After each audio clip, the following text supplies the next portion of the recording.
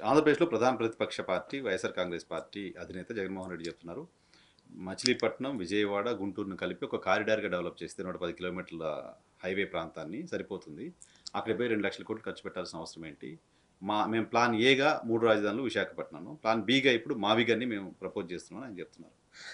ఇప్పుడు జగన్మోహన్ రెడ్డి ఒక ఒక ప్రధానమైన రాజకీయ పార్టీకి నాయకుడు, ముఖ్యమంత్రిగా చేశాడు. ఇవాళ కూడా ప్రతిపక్ష నాయకుడు. కానీ ఆయన చెప్పిందంటే ఏమంటే, ఆయన పైన యాక్చువల్గా చెప్పాలంటే, అంటే ఆయన చెప్పడానికి ఏమి లేదు, ఆయన చెప్పకూడదు అని ఎవరు అనం. ఖచ్చితంగా చెప్పచ్చు. ఒక రాజకీయ పార్టీకి అధ్యక్షుడుగా ఉన్న వ్యక్తి, ఒక ప్రధానమైన పార్టీ అది చెప్పచ్చు దాన్ని. కానీ అతను చెప్పిన దానికి ఎందుకు విలువ లేకుండా పోతుంది అంటే, నీవు ప్రతిపక్షంలో ఉన్నప్పుడు ఆనాడు అమరావతి రాజధానికి వెల్కమ్ చెప్పావు, సాక్షాత్తు అసెంబ్లీలోనే చెప్తీవి. తర్వాత మేము అధికారంలోకి వస్తే అసెంబ్లీ అది రాజధాని మార్చమని చెప్తీవి. ఆ 2 మాటలు చెప్పిన వాడివి అధికారానికి వచ్చిన తర్వాత ఉన్నట్లుండి ఒకరోజు 3 రాజధానులు అని చెప్తీవి. 3 రాజధానులు దానికి ప్రజల ఆమోదం రాలే. అసలు 3 రాజధానులని ఎప్పుడైతే అన్నాడో ఆ రోజు నుంచి ఆయన డౌన్ఫాల్ స్టార్ట్ అయ్యింది.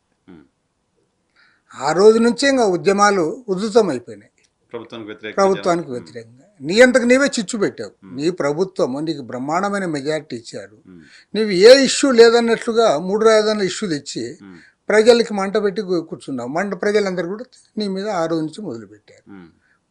నీ గవర్నమెంట్ పోయింది. ఇప్పుడు అంతకుముందు ఉన్న చంద్రబాబు నాయుడు ప్రభుత్వం ఏదైతే వాళ్ళు అమరావతిని అన్నారు, దాన్ని ఇంప్లిమెంట్ చేసేటప్పుడు ఇప్పుడు ల్యాండ్స్ సేకరించారు. ఆల్రెడీ ఒక 10,000 కోట్ల రూపాయలు ఖర్చు పెట్టారు.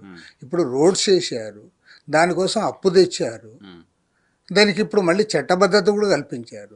ఇంత అయిన తర్వాత ఇప్పుడైనా సరే హుందాగా దాన్ని ఆమోదించకుండా, ఓకే నేను 3 రాజధానులు చెప్పాను, ప్రజల ఆమోదం లభించలేదు, మీరు అమరావతి అంటున్నారు, దాన్ని పూర్తి చేయండి, ఆ రైతుల సమస్యల పరిష్కారం చేయండి, మేము కూడా చేస్తాం, సహకరిస్తామని చెప్పాలి. అట్లా చెప్పకుండా మళ్ళీ కొత్తది ఇప్పుడు మావిగాని అంటే అది పెద్ద ప్రజలు రిసీవ్ చేసుకోలే. నాకు తెలిసినంత వరకు ఈవెన్ వైఎస్ఆర్ కాంగ్రెస్ పార్టీ వాళ్ళు కూడా దాన్ని రిసీవ్ చేసుకుంటారని నేను అనుకోవడంలే. ఏదో నాయకుడి కోసం వాళ్ళు బయట చెప్పొచ్చేమో తప్పితే వాళ్ళు కూడా మనస్ఫూర్తిగా అంగీకరించారు. నష్టం జరుగుతుంది రాజకీయంగా జగన్మోహన్ రెడ్డి నిర్ణయం. ఓకే, ఈ నిర్ణయం వల్ల అయితే ఆయనకు ప్లస్ అయితే ఉంది. గతంలో 3 రాజధానుల నిర్ణయం దగ్గర నుంచి వ్యతిరేకత మొదలైంది అనేది. అవును. ఇప్పుడు ఈ నిర్ణయం అనేది రాజకీయంగా ఎలా ఉంటుంది? ఈ నిర్ణయం ఆయనకి ఏ రకంగా కూడా ఉపయోగపడదు. వ్యక్తిగతంగానూ ఉపయోగపడదు, రాజకీయంగానూ ఉపయోగపడదు, వాళ్ళ పార్టీకి కూడా ఉపయోగపడదు. ఇది మాత్రం గ్యారంటీ చెప్తాను. మీ అంచనా ఏంటి సార్? ఎందుకు ఇటువంటి మాట జగన్మోహన్ రెడ్డి మాట్లాడుంటారని మీరు అనుకుంటున్నారు? అది వారే సమాధానం చెప్పాలి, లేదా ఆయన పక్కన ఉన్న అంత వ్యతిరేకత ఆయనకి ఎందుకు ఉండాల్సిన అవసరం లేదని నేను అంటా. ఇది ప్రజలు ఆమోదించారు, పైగా మీరే ఆమోదిస్తారు. ప్రతిపక్ష నేతగా ఉన్నప్పుడు ఆనాడు మీరు అభ్యంతరం చెప్పాలి, మీరు చెప్పలే. మీరు చెప్పింటే ఆ రోజు అప్పుడు మీకు విలువ ఉండేది.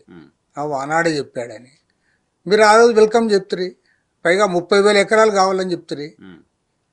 మళ్ళీ మీరు తీరా అధికారం వచ్చే ముందుగా ఇల్లు కట్టుకున్న తర్వాత మీరొక్కరే కాకుండా మీ ఎమ్మెల్యేలు అందరు కూడా పదే అందరు కూడా టీవీ ఇంటర్వ్యూలు ఇచ్చారు, మేము రాజధాని ఇక్కడే అని. పైగా మా పైన దుష్ప్రచారం చేస్తూ ఉన్నారు, రాజధాని మారుస్తామని. మేమేం మార్చడం లేదని కూడా చెప్తారు. కాబట్టి నేను ఈవెన్ ఇవాళ ఏమైనా అవునన్నా కాదన్నా ప్రజాస్వామ్యంలో అదొక ప్రధాన ప్రతిపక్ష పార్టీ. మరో మాటలో చెప్పాలంటే ఇవాళ అసెంబ్లీలో ఏకైక ప్రతిపక్ష పార్టీ. ఎందుకంటే ఉన్న 4 పార్టీల్లో 3 పార్టీలు అధికారంలో ఉన్నారు కాబట్టి వాళ్ళ కూటమిగా ఇంకా ఏకైక ప్రతిపక్షం. కాబట్టి నేను జగన్మోహన్ రెడ్డికి కూడా విజ్ఞప్తి చేసేది ఏమంటే, ఓకే అనేక అంశాలు ఉన్నాయి, ప్రభుత్వంతో మనం విభేదిస్తాం, ఒక్కొక్క రాజకీయ పార్టీకి ఒక్కొక్క అభిప్రాయం ఉంటుంది, దాంట్లో తప్పేం లేదు, ఉండాలి కూడా.